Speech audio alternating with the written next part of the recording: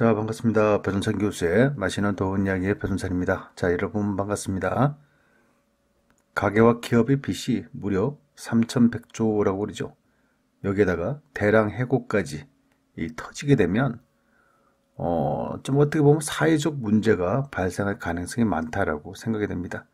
그렇다면 우리 보통 사람들이 가장 현실적인 생존 전략에 대해서 한번 이야기를 나눠보도록 하죠. 먼저 이 전 세계적인 질병이죠. 그래서 세계가 공포에 떨고 있습니다. 가진 자들부터 해서 가지지 못한 자들까지 해서 모든 사람들이 이러한 질병에 걸리지 않기 위해서 노력을 하고 있다는 거죠. 그런데 질병도 질병이지만 또 더 무서운 게 있지 않습니까? 그것은 바로 뭐냐고 하면 우리가 먹고 산다는 것 자체에도 문제가 발생이 된다는 얘기죠. 그만큼 어렵고 힘든 시기라고 말씀을 드릴 수 있을 것 같아요. 돈 많은 사람들이야 뭐 아파트 가격이 떨어진다고 한다면 뭐 아파트를 하나 두 개 팔면 되지 않겠습니까? 또한 주식시장에서는 폭락을 하지만은 또 언젠가는 또 이렇게 급등을 하는 경우도 있을 수 있지 않겠어요?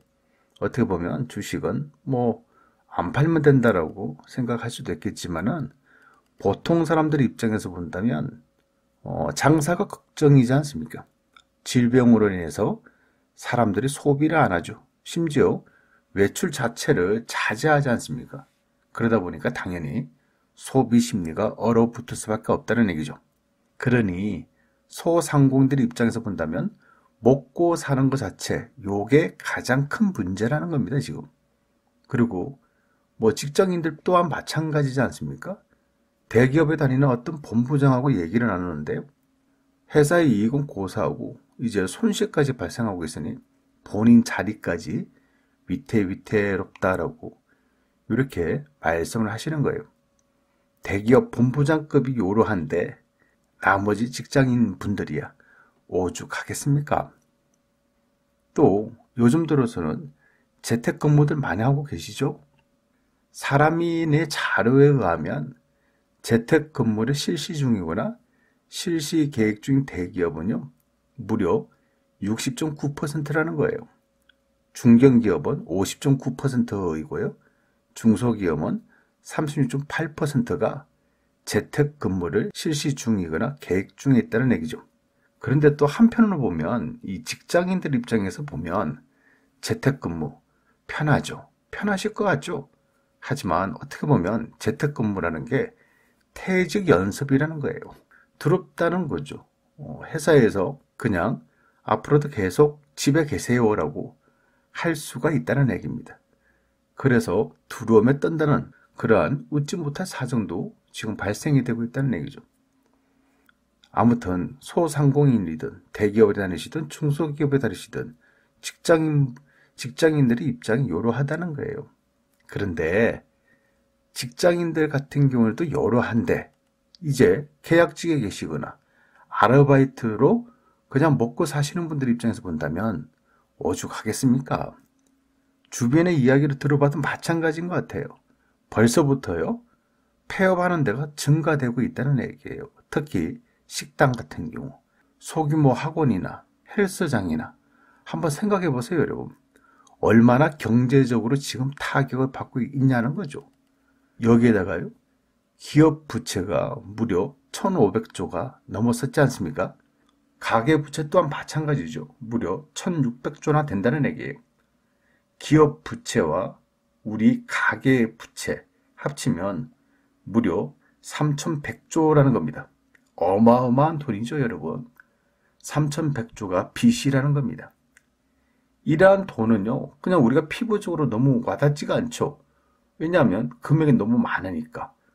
그냥 단편적으로 이제 비교를 해드리면 2008년도 금융위기 때 그때에 비해서 빚이 2배 이상의 빚이라는 거예요.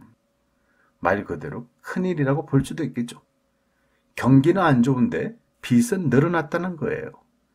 여기에다가 전 세계적인 질병으로 인해서 경기가 더 안 좋아질 가능성이 더 증가된 거 아닙니까? 큰일이란 거죠. 따라서 정부는 2020년 세계적인 질병 극복을 위해서 추경을 발표하였죠. 여기서 중요한 거는 밑에 있는 중점 투자 방향입니다. 이것을 보시면요. 첫 번째로 방역체계 고도화, 두 번째는 소상공인 중소기업 회복, 세 번째는 민생과 고용 안정, 네 번째는 지역경제와 상권 살리기죠.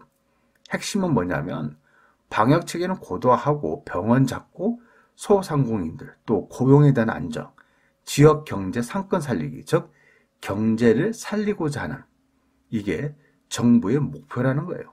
그만큼 어렵고 힘든 시기라는 거죠. 하지만 제가 걱정하는 부분은요. 정부의 추경 예산으로 이러한 고민거리들이 다 없어지진 않는다는 겁니다. 대표적인 사례가 있죠. 롯데쇼핑하고 CGV 이런 1등 기업도 지금 휘청휘청하지 않습니까? 특히 롯데백화점은 5개 이상, 롯데마트는 50개 이상, 롯데슈퍼는 70개 이상, 롯데롭스는 20개 이상 폐점을 할 계획이라는 겁니다. 어때요, 여러분? 이 정도로 대기업조차도 구조조정을 하고 있다는 얘기고요. CJ그룹의 CGV 극장의 35개가 영업 중단 결정을 내렸다는 겁니다. 뭐 싫든 좋든 옳은 시기에 봉착된 것은 사실인 것 같아요. 전 세계적인 질병의 끝, 어디인 줄 아무도 모르죠. 전 세계적으로 경기가 언제 반등할지 아무도 모른다는 겁니다. 기존의 빚도 제대로 갚지 못하는 이러한 상황이 지속적으로 이어진다면 결국 혼란의 시국이 다가올 것으로 생각됩니다. 그런데 가장 문제는 우리 서민들 입장에서 본다면 일을 못하거나 은행 빚을 갚지 못할 경우 바로 경제적 파탄에 도달할 수밖에 없다는 얘기예요. 그게 실제적으로 가장 무서운 거예요. 따라서 전 세계에 대한 걱정, 우리나라에 대한 걱정, 이러한 걱정, 물론 중요하죠. 걱정하셔야 되겠죠. 하지만 이러한 걱정보다는 실제적으로 우리 자신들이 어떻게 살 것인가, 이러한 걱정부터 우선적으로 해야 될 것 같아요. 따라서 제가 생각하는 우리 보통 사람들의 생존 전략은요, 딱 3가지만 말씀을 드리도록 할게요. 첫 번째로 본다면 빚내서 투자하실 생각 하지 마시기 바랍니다. 빚내서 주식 투자한다.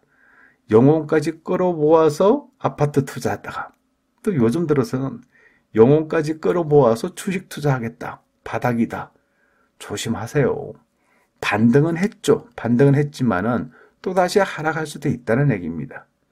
이러한 시기에 주식 투자를 한다. 조심하셔야 되겠죠. 그렇지가 않나요? 부동산 투자 또한 마찬가지죠. 지금 같은 시국에 그냥 부동산은 부동산으로 그냥 쳐다보세요. 주식처럼 급락과 급등은 하지 않겠지만은 분명한 것은 강남을 비롯한 서울이 좀 하락세로 또 상승폭이 많이 축소되고 있는 그러한 가정이라는 거죠. 즉, 이러한 시기에는 함부로 투자하는 것보다는 그냥 지켜보시는 게 가장 현명한 방법이지 않을까라고 생각을 하고 있고요. 마지막으로 빚을 내서 신규 사업을 하겠다. 빚을 내서 사업 확장하겠다. 이거는 정말 어떻게 보면 좀 위험한 발상이라고도 말씀을 드릴 수 있다는 거예요. 지금의 시기는 신규 사업을 하거나 사업 확장하는 시기, 그러한 시기는 아닌 것 같다는 얘기죠. 그러기에는 너무 위험성이 커 보인다는 얘기입니다. 두 번째로 본다면 빚내서 생활비를 쓰겠다. 저금리, 정부 정책 자금, 일단 바꿔보자. 금리가 낮다 보니까 이렇게 생각할 수도 있을 것 같아요. 일단은 낮은 금리니까 정부 정책 자금이니까 일단 바꿔보자. 그런데 아무리 싼 이자라고 하더라도 이자는 이자죠. 빚은 빚이라는 얘기입니다.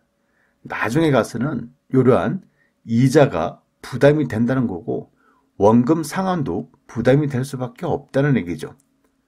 대출금 또한 우리가 어디에 썼는지 어떻게 썼는지 요것도 모른다는 얘기예요. 그냥 돈이 날아가 버린다는 얘기예요.